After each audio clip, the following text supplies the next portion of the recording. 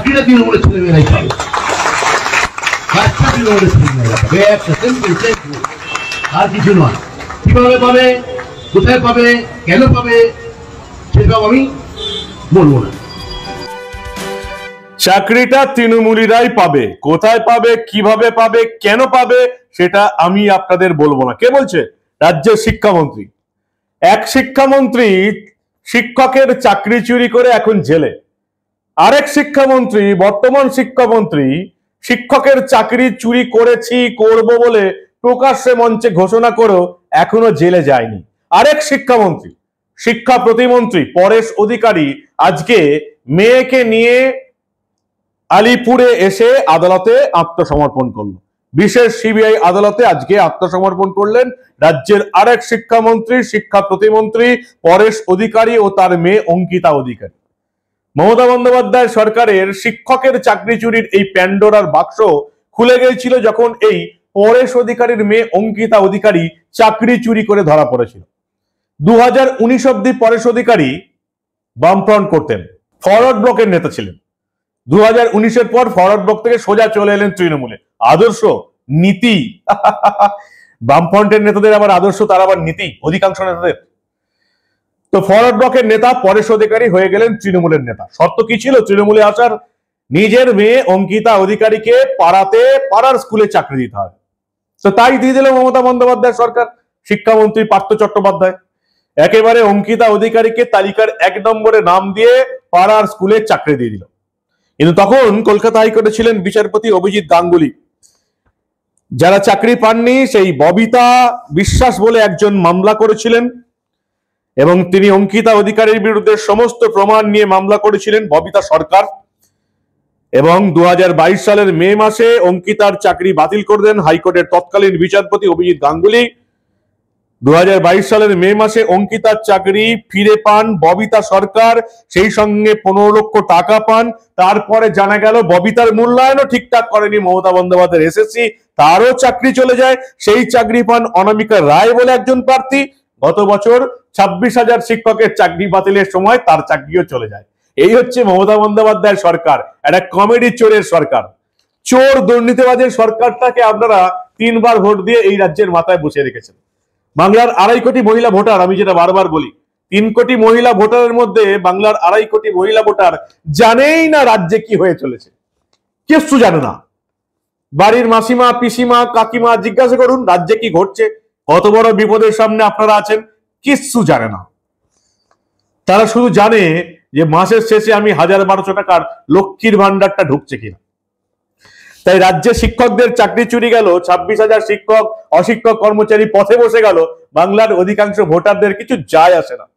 একসময় শিক্ষিত পশ্চিমবঙ্গ এখন মূর্খদের পশ্চিমবঙ্গ হয়ে দাঁড়িয়েছে, আর 2 দিন বাদে পশ্চিম বাংলাদেশ হয়ে দাঁড়াবে। কারণ মমতা বন্দ্যোপাধ্যায় এবং তার ভাইপো অভিষেক বন্দ্যোপাধ্যায় বাংলাদেশের জাতীয় স্লোগান জয় বাংলা এই পশ্চিমবঙ্গে চালু করার প্ল্যান শুরু করে দিয়েছেন। তৃণমূলীদের দিয়ে বলাচ্ছে জয় বাংলা। একবারও মূর্খ তৃণমূলীরা জিজ্ঞেস করছে না জয় বাংলা কেন বলবো, জয় বাংলা তো বাংলাদেশের জাতীয় স্লোগান, আমরা কি পশ্চিম বাংলাদেশে বাস করি? পরেশ অধিকারী এবং অঙ্কিতা অধিকারী আজকে আলিপুরে এই সিবিআই এর বিশেষ আদালতে আত্মসমর্পণ করলেন। যেটুকু আমরা জানতে পারলাম, সিবিআই এই মামলায় 75 জনের নামে নাকি চার্জশিট দিয়েছে। এবং শুধু তাই নয়, নবম দশম একাদশ দ্বাদশ শ্রেণীর নিয়োগের চূড়ান্ত চার্জশিট দিয়েছে সিবিআই। তার আগে গ্রুপ সি নিয়োগের দুর্নীতি মামলাও চার্জশিট জমা পড়েছে। সব মিলিয়ে 75 জনকে আদালতে তলব করা হয়েছে। এবং এই কারণে ভয় পেয়ে পরেশ অধিকারী নিজের মেয়ে অঙ্কিতা অধিকারীকে নিয়ে আজকে এই আলিপুরের বিশেষ সিবিআই আদালতে আত্মসমর্পণ করলেন, জামিনের আবেদন করেছেন। প্রত্যেকেই জামিনের আবেদন করেছেন, পার্থ চট্টোপাধ্যায়, সমরজিৎ আচার্য, শান্তি প্রসাদ সিনহা, সৌমিত্র সরকার, আরো যারা ছিলেন, পর্ণা বসু, প্রত্যেকেই জামিনের আবেদন করেছেন। এবং সিবিআই এই জামিনের আবেদনের বিরোধিতা করেছে। তারা বলছে প্রত্যেকেই চাকরি চুরির সঙ্গে জড়িত আছেন, এদের জামিন না হওয়ারই কথা। এবং 2 দিন আগে যে দাগি শিক্ষকের তালিকা বেরিয়েছে, সেই তালিকাতে 104 নম্বরে নাম রয়েছে পরেশ অধিকারী, প্রাক্তন মন্ত্রী কন্যার মেয়ে অঙ্কিতা অধিকারী। এই হচ্ছে মমতা বন্দ্যোপাধ্যায়ের অবস্থা। 2022 সালে এসএসসি গ্রুপ সি দুর্নীতি মামলা তদন্ত শুরুর 51 দিনের মাথায় যে চার্জশিট দিয়েছিল সিবিআই, গ্রুপ সির চার্জশিটেও নাম ছিল পার্থ সমরজিৎ, মধ্যশিক্ষা পর্ষদের প্রাক্তন উপদেষ্টা শান্তি প্রসাদ সিনহা, মধ্যশিক্ষা পর্ষদের প্রাক্তন চেয়ারম্যান সৌমিত্র সরকার, অশোক কুমার সাহা, অ্যাডক কমিটির সভাপতি কল্যাণময় গঙ্গোপাধ্যায়, বেআইনিভাবে নিযুক্ত প্রার্থী দীপঙ্কর ঘোষ, সুব্রত খাঁ, অক্ষয় মণি, ইদ্রিস আলী মোল্লা প্রমুখের। পার্থ চট্টোপাধ্যায় ইতিমধ্যে জেলে আছেন। আজকে একটা মামলায় তিনি জামিন পেয়েছেন, এই মুহূর্তের খবর। যদি অনেকগুলো মামলা তার বিরুদ্ধে চলছে, তাই একটা মামলায় জামিন পেলেও তিনি জেলের বাইরে বেরোতে পারবেন না। কিন্তু পার্থর ডেপুটি যিনি ছিলেন সেই পরেশ অধিকারী এখনো জেলের বাইরে, এবং আজকে এই পরেশ অধিকারী তার মেয়ে অঙ্কিতা অধিকারী আত্মসমর্পণ করে আগাম জামিনের আবেদন করলেন। সেই সঙ্গে আরো একজন আত্মসমর্পণ করে জামিনের আবেদন করছেন, তিনি হচ্ছেন প্রাক্তন শিক্ষামন্ত্রী পার্থ চট্টোপাধ্যায়ের ব্যক্তিগত সচিব সুকান্ত আচার্য, যার বিরুদ্ধেও চাকরি চুরির অভিযোগ রয়েছে।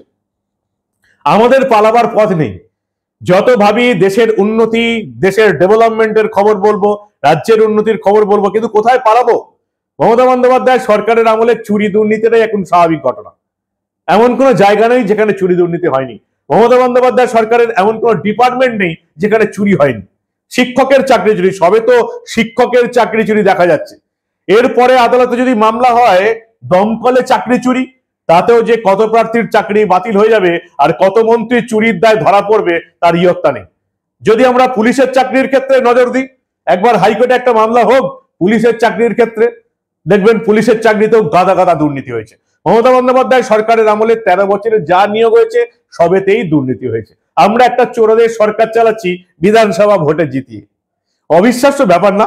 কতটা মূর্খ আর গবেট আমরা ভাবুন। চোর দুর্নীতিবাজ প্রথম থেকে দেখতে পাচ্ছি। তৃণমূলের মুখপাত্র কুণাল ঘোষ চিৎকার করে করে আপনাদের বলেছিলেন সারদা কাণ্ডের সময়, সারদা চিটফান্ড কাণ্ডে সবচেয়ে বেশি সুবিধা পেয়েছে মমতা বন্দ্যোপাধ্যায় এবং তার দল তৃণমূল কংগ্রেস। কুণাল ঘোষ চিৎকার করে করে বলতেন সারদা কাণ্ডের সবচেয়ে বেশি চুরিতে করেছে, লাভ করেছে মমতা বন্দ্যোপাধ্যায় এবং তৃণমূল কংগ্রেস।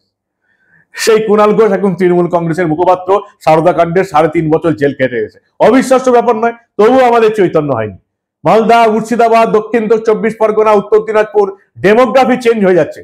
বাংলাদেশে মুসলিম অনুপ্রবেশকারী, রোহিঙ্গা অনুপ্রবেশকারীদের এই রাজ্যে ভোটার তালিকা আধার কার্ড বানিয়ে এই রাজ্যের বাসিন্দা, ভারতের বাসিন্দা করে দিচ্ছে মমতা বন্দ্যোপাধ্যায়ের সরকার, তার নেতা মন্ত্রীরা প্রকাশ্যে স্বীকার করছে জনসভাতে। তবুও আমাদের চৈতন্য নেই।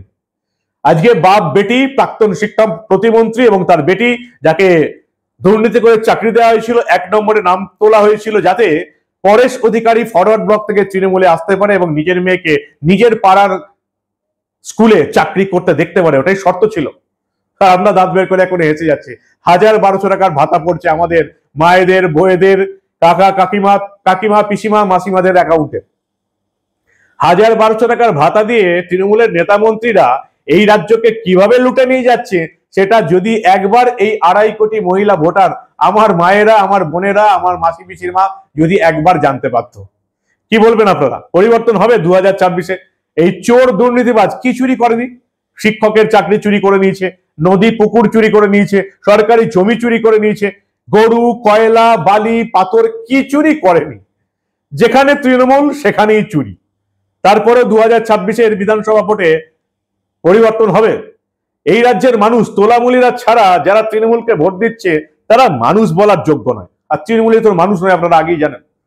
মনুষ্যত্ব কথাটা তাদের সঙ্গে একেবারেই যাবে না যারা 2026-এর বিধানসভা ভোটে মমতা এবং তৃণমূলকে ভোট দেবে। এত কিছু জানার পরেও কি বলবেন আপনারা? বাপ বেটি জামিন পাবে?